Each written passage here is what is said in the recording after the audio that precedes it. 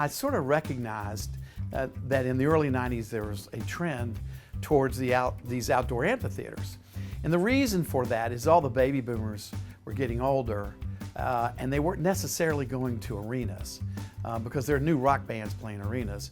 But the baby boomers wanted to be outside and they wanted to have a beer and they wanted to be in a different environment than a hockey or a basketball arena. The hardest part of the project was getting them to understand the concept. These were somewhat new and unique at the time, and it took a while for people to get to understand what the venue would be.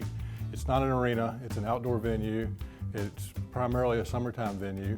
The closest venue was Walnut Creek in Raleigh, North Carolina. We looked at every 100-acre site in this whole city. I spent 2 years looking for sites and we eliminated all of them.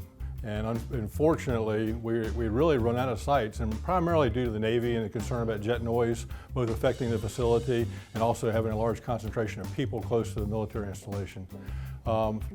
Luck or fate came into play and we were able to acquire the Lake Ridge property. It was a bankrupt real estate transaction that fell apart, and the city was able to buy it for 30 cents on the dollar, and it had the perfect site. They were probably the only site in Virginia Beach that would work from a location for outdoor noise and also for traffic ingress and egress. We built the whole facility in 9 months, so we didn't have any time to spare. We were still painting the morning of the show. Honestly, being out here and things were still, there was no grass, it was still being built, and thinking there's no way it's gonna be ready, there's no way. And sure enough, everything was done on time and opening day went off without a hitch to my knowledge. I was sitting in the back handing out t-shirts to the staff.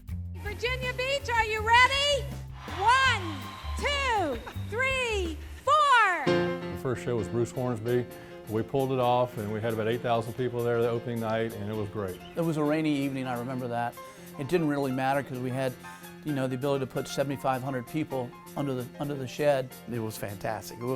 It was a very, very big night, I think, for all of us. I think we were all really proud that we had done something. I think we were proud of the fact that we had changed Virginia Beach in a positive way. We've had incredible acts. Page and Plant, they're icons from Led Zeppelin, and when they were here, that was amazing. Lenny Kravitz shot a special for VH1 in this building. Bruce Springsteen and the E Street Band coming back to the area after 20 years. Pretty amazing. Elton John, Billy Joel, Jimmy Buffett. there's so many to name. It's been a huge financial windfall for the city. It generates over $1.5 million a year annually. To date, it's over $25 million to the city coffers, and that helps support schools and roads and police, and has exceeded everyone's expectations as far as how well it's been received in our community. We've done over 5 million people through the doors, which is really an amazing number when you think about that. It's really creating memories. The fans that come here, people that it was their first concert, people still talk about the first show they've ever seen. So it's the memories, it's the legacy. It's a facility that's been there for 20 years and hopefully will be there for another 20 years. And it will continue to bring all the national and international artists to Virginia Beach. Will continue to be a major draw for both our citizens and our tourists, and will continue to generate revenue for our community.